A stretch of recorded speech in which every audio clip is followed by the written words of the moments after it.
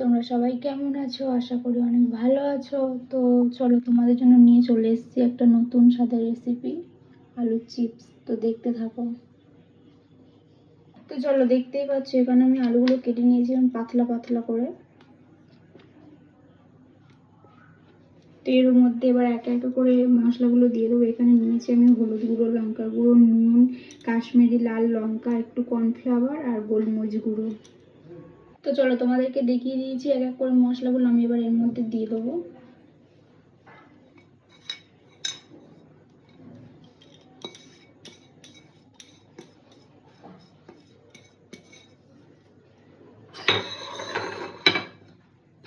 তো দেখতেই পাচ্ছ এর মধ্যে মশলাগুলো দিয়ে দিয়েছি। এর মধ্যে হালকা করে একটু জল দিয়ে দেবো, দিয়ে আমি এটাকে এবার আস্তে আস্তে মশলাগুলো আলুর সাথে মিশিয়ে নেব।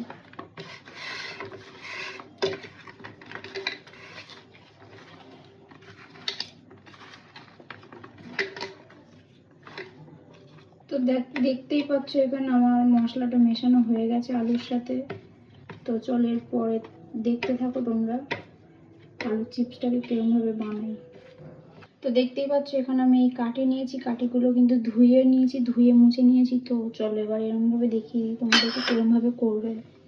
এরকমই দুটো আলুর চিপস নেবে, নিয়ে এটাকে দুটো হাত দিয়ে এরকমভাবে রোল করে একটা কাঠি গেড়ে দেবে।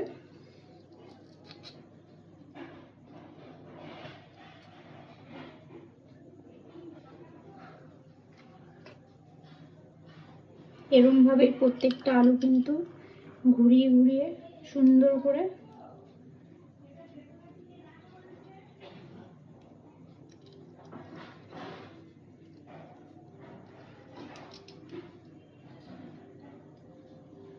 দেখতেই পাচ্ছ তোমরা। এই দেখো, দেখতেই পাচ্ছ আমার এখানে হয়েই গেছে এক এক করে। এবার আমি তেলের মধ্যে দেব, দেখতে থাকো তোমরা। দেখো কড়া আমি জেলে দিয়েছি, কড়াটা গরম হয়ে গেছে। এর মধ্যে আমি সাদা তেল দিয়ে দিয়েছি।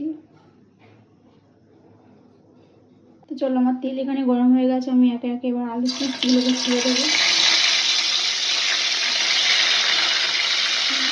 তো চলো, এখানে আমি সব আলু চিপসগুলোকে দিয়ে দিয়েছি। এবার গ্যাসটাকে একদম লো ফ্লেমে আস্তে আস্তে ভাজলে জিনিসটা তৈরি হয়ে যাবে।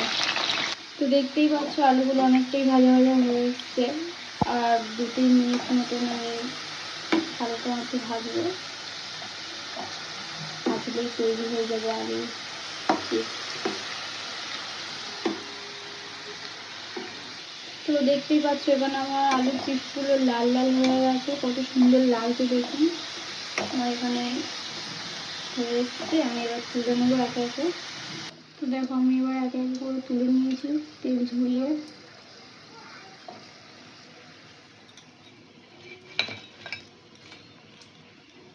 তো দেখতেই পাচ্ছেন এখানে আমার কমপ্লিট হয়ে গেছে। তো আমি প্লেটে তুলে সাজিয়ে নিয়েছি। আপনারা এরকমভাবেই করবেন, খেতে খুব সুন্দর লাগবে আর মচমচেও হয়েছে। দেখতে পাচ্ছেন এরকমভাবে টমেটো সস দিয়ে খাবে, খুব ভালো লাগবে।